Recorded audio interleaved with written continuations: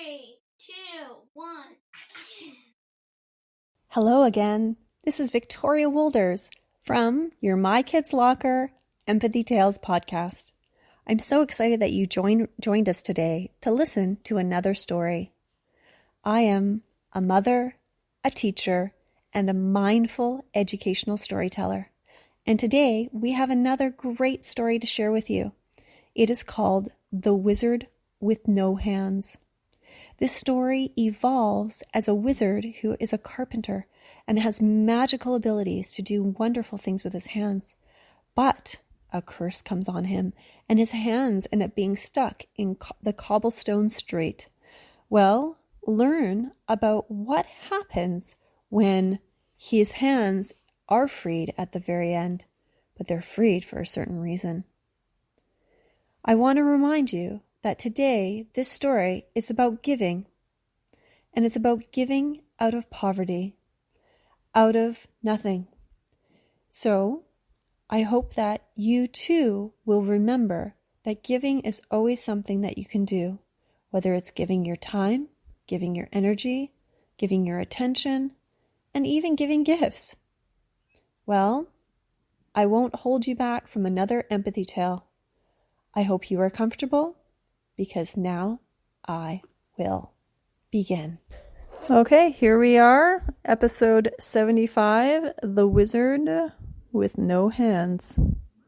Dun dun dun. And this story was created by James. Yeah, his title was all James, so thanks James for giving us an idea. How did you come up with this idea? Something happened in my head. Yeah? It's called thinking. Ooh, sounds very interesting. Okay, are we comfortable? Then I'll begin. It was the night before Christmas, and all through the Once upon a time, a long time ago, in the land of the Oak and Eagle Kingdom, in the land of the Southern Eagle, there lived the land of the Southern Eagle wizard. And he was a stout little man who had long gray hair and wrinkles like a prune. And he was a very old man, but one thing that was very special about him was he was an amazing builder. He was also an architect, and his hands could create so many things, from castles to bridges to very decorative buildings. His designs were intricate. His thought process was immaculate.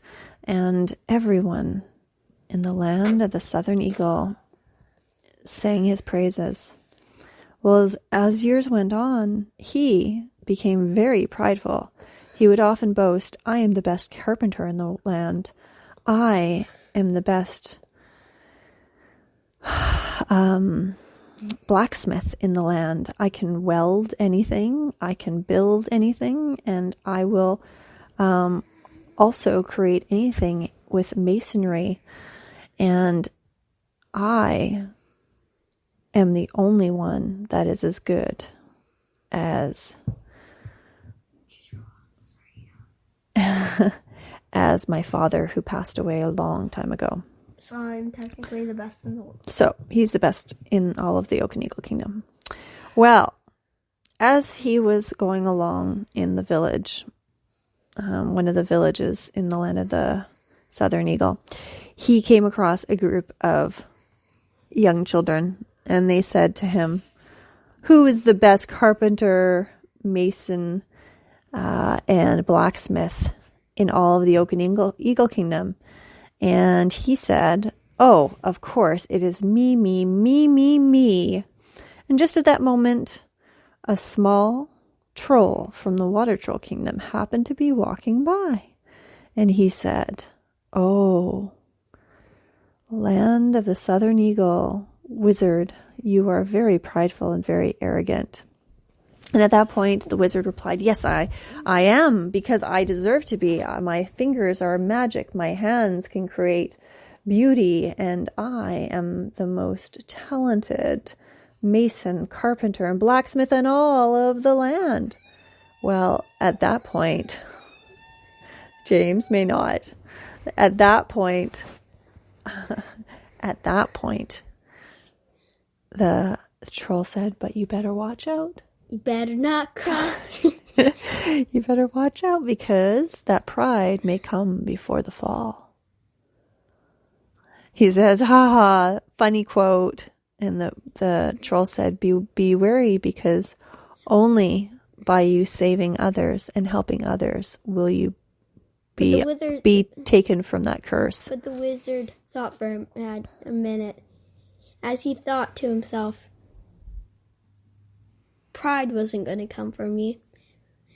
He remembered he was a wizard, so he knew everything and every single thing in the Oak and Eagle Kingdom was magic. So he your turn.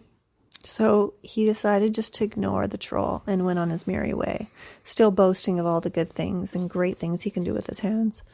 Well, the next day, he just happened to be going past the exact same spot that he had met that little troll. And he was talking to a new group of people and saying, "I am the best carpenter, I am the best blacksmith, and I am the best mason." And just at that very point, he tripped and fell onto the cobblestone streets, except his two hands went through the cobblestones. And he realized he couldn't see his hands anymore. They were stuck in the stones. As he wiggled, he managed to take out the cobblestones, and now his hands were embedded in cobblestones. He said, "What do I do? What do I do?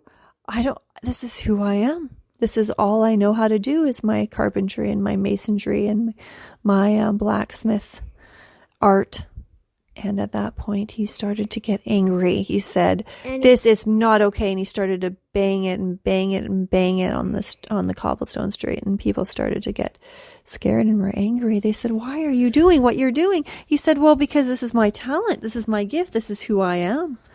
And the people said, "Well, you have been cursed. You have to humble yourself and be grateful for what you have, because maybe this is maybe a blessing in disguise. And just as the troll said to you, pride comes before the fall." So the next week, the wizard spent in his cottage by himself in isolation, crying. He did not have anyone come visit him except for his mother, who would feed him and clothe him and give him clean cloths to wipe his face when he cried. He was angry, and he'd swing his cobblestones in his house, and things were broken, and he was broken.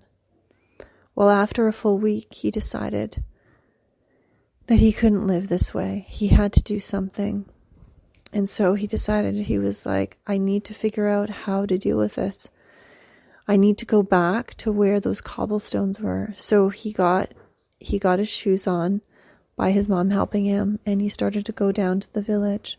And just as he was walking down, he heard the earth rumble and tumble, and there was an earthquake. He started to run into the village. He wanted to see if he could help people. And one of the largest buildings that he helped create was starting to crumble. One of the walls was about to fall on some children. So he used his cobblestones and put his fists in with the wall that was just about to crumble down, and it stabilized the wall to the point where it did not fall. So as he was holding the wall up together, the children ran away, and he held the wall together as the earthquake rumbled, and the wall did not fall. It did not fall, and the children, it did not fall. And just at that very moment, the small little troll walked by him and knelt by him, and he said, "You have broken the curse. You have found out what it truly means to serve. You never really needed your hands. What you needed is your heart. And your heart needs to be kind and humble and caring. Your heart needs to be the one that's soft. And it needs to be thinking of other people, about connecting with other people. Because it is about people. It's about connecting with them and about giving. And you've chosen to give out of your poverty. With that, the troll said, I am now relinquishing you from this curse. What? And gave you this curse? the wizard pulled his hands from the wall, and the cobblestones solidified the wall, and he had his hands back. And the troll said, you now can live your life again as a carpenter, as a mason, and as a blacksmith. And from that point on, the wizard chose to commit his life and his creations to the people of the land. He chose to build houses for the poor. He chose to build bridges for those communities that needed bridges redone.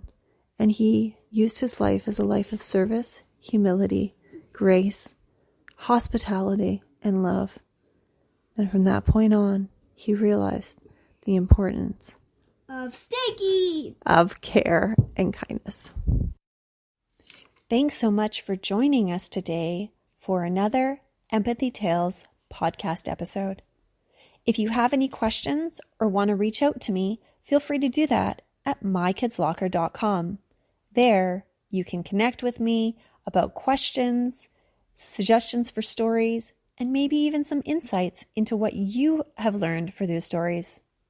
Feel free to also listen to your favorite episode of the Empathy Tales podcast through any of our podcast platforms that are accessible on mykidslocker.com. And feel free to subscribe to learn more about the great things that are happening at mykidslocker.com. Well, I hope today you came away with learning a lesson about connection and the importance of loving and caring for each other. I challenge you today to be able to take some time to love and care for others.